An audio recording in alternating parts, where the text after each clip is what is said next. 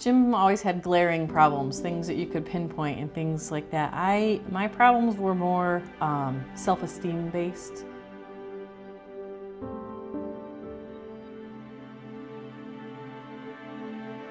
I'm in recovery for the substance abuse. I'm in recovery for some of my sexual purity issues, and I'm doing some of this work, and instead of things getting better, they're getting worse.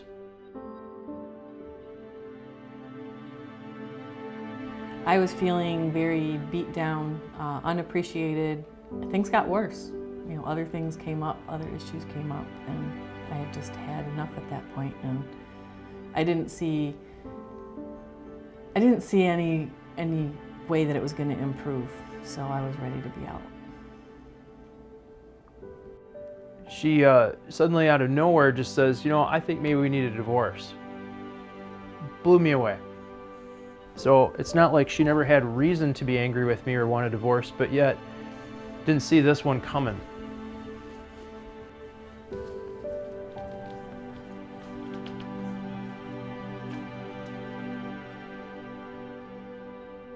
So, you know, I had to kind of take inventory about what we're going to do at that point. You know, I wasn't planning on a divorce. Been working on my recovery from alcohol, been working on my recovery for some other issues, and I was having some victory in moving forward in my recovery, but I just couldn't quite get it. You know, there's some things holding me back, and as I'm trying to look at that, you know, I talked to the leader of the group, and one of the things he shared with me is his experience with the prayer team. And so I go to the prayer team, and it was so intimidating and so frightening, but I couldn't stand living the way I was living anymore. And at that point, I was willing to do pretty much anything to move forward. They prayed over me. They didn't flinch. They didn't judge me. They didn't run out of the room. And matter of fact, they reached out and put their hand on my shoulder a couple times, prayed over me, asked me some very deep questions, asked me some things that I think was led by God. And more stuff came out.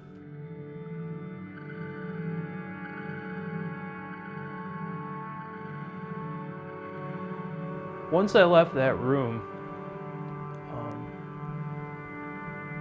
no longer having all that stuff condemning me in the background, it's out. My worst fears have been faced, if you will, and shared with another human being. The only way I can describe it is I was lighter. I wasn't worried anymore about what could happen or what would people say if they knew. And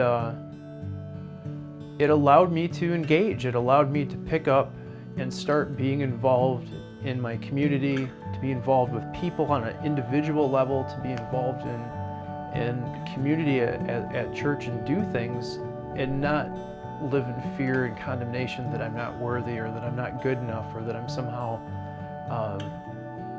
wrong. You know, I'm somehow not supposed to be there. I could see changes in Jim. Jim was getting help. Jim seemed freer and more at peace, and he had this relationship with God that I hadn't had in a long time. He told me about something that Faith was having, and I went to it that was for women, and they explained some things to me, and I understood why he needed Celebrate Recovery. But I kept saying I said to the lady, I said, you know, where can I go? And I said, he has Celebrate Recovery to get help, where can I go? And they said, you can go too. So I went to Celebrate Recovery. I went to help him. But when I got there and I found out that I actually had things to work on, and when I was able to share with these women and work on my issues and become closer to God myself and build a relationship, it was very freeing, and it was very helpful to have people that I could go to and open up to and not be criticized and not be told I was wrong. I could say anything that I wanted, and I knew it was safe.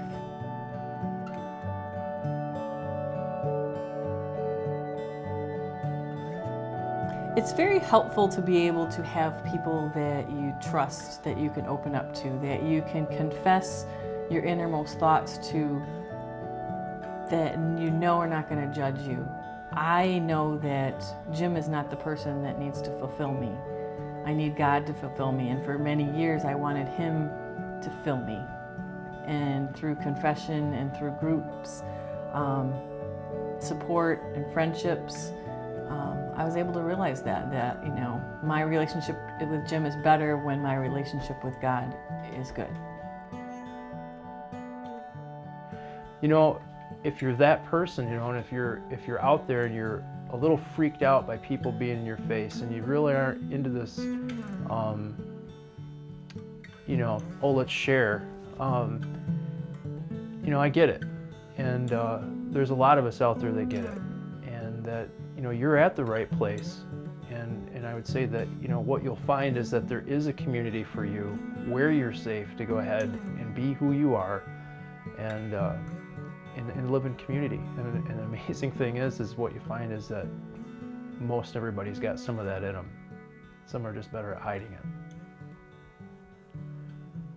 That's all the wisdom I got, man. That's good. That's good. That's good.